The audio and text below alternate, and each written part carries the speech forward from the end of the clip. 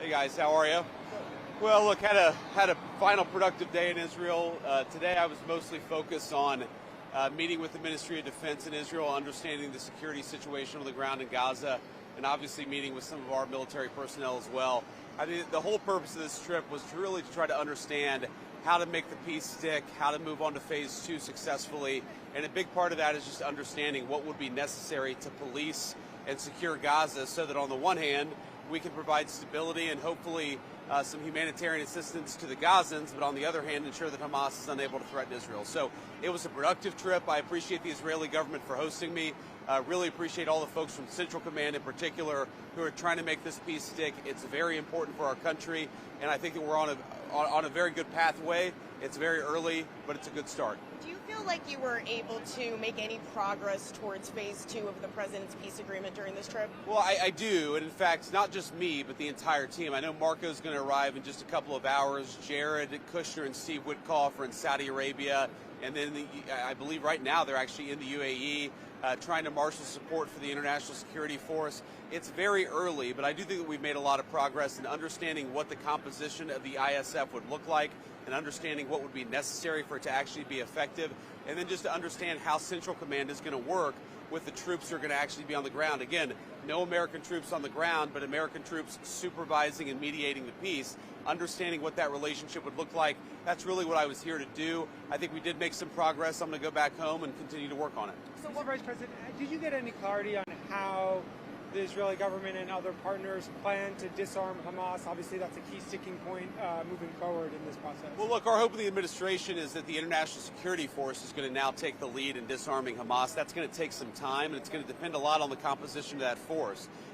There are certain countries who I expect will be quite good at it.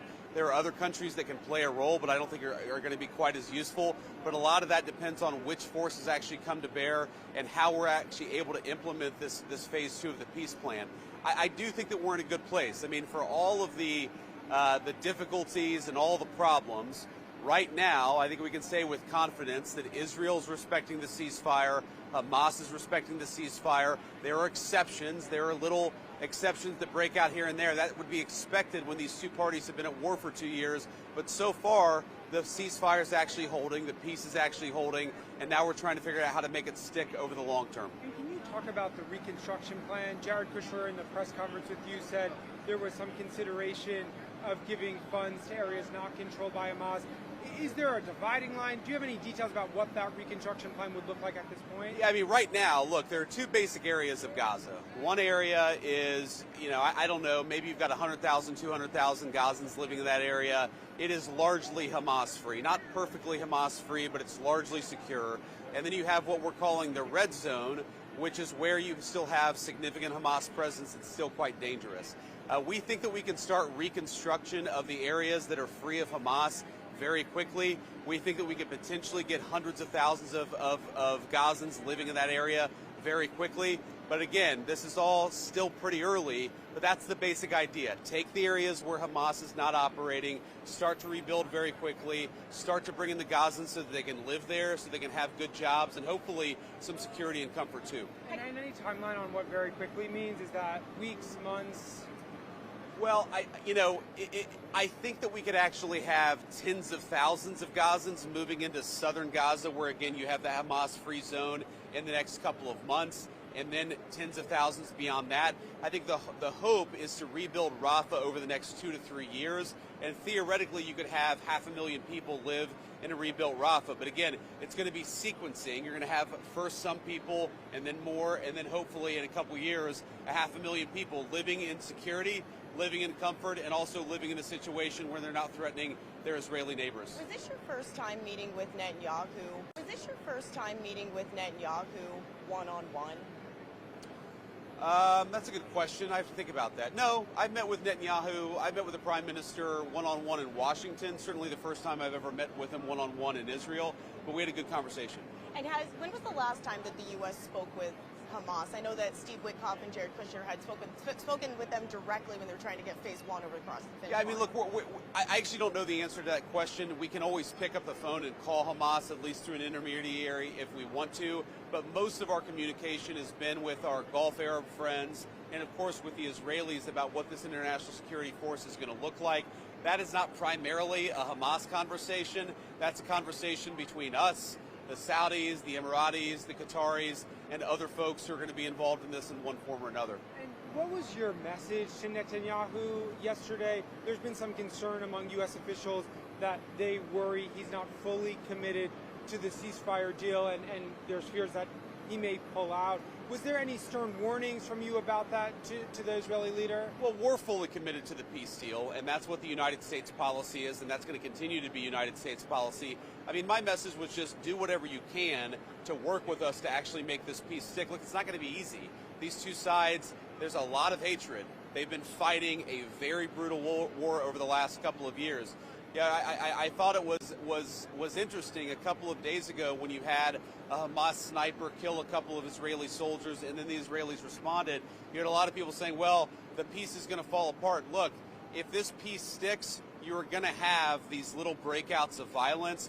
Our message to the Israelis has been, help us build this peace. Obviously, the Israelis have their own interests, but we're going to keep on trying to work with both them and the Gulf Arab states to make this peace stick. Again, 9 days into it, I feel pretty good about it. Did you get any pushback from the Prime Minister? Was there any tension there? It seems like you're maybe alluding to this idea that you have to really send that message to stick. Did you get a sense from Netanyahu that there's some uncertainty there about his commitment? I think between friends, private conversations are always best when they're kept private.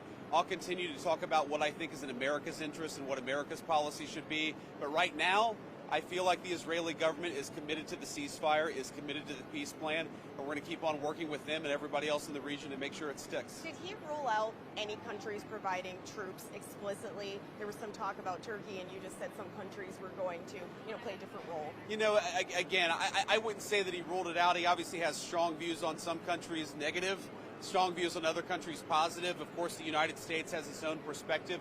We're going to work with everybody in the region to make sure that peace sticks. There's going to be some give and take there. There's going to be some disagreement between various countries, but we think that we have the beginnings, still early, but we think we have the beginnings of an international security force that can make the peace stick. I'll take one more question. While you were here in Israel, former White House Press Secretary Jen Psaki made some comments suggesting that your wife, the Second Lady, needed to be saved from you.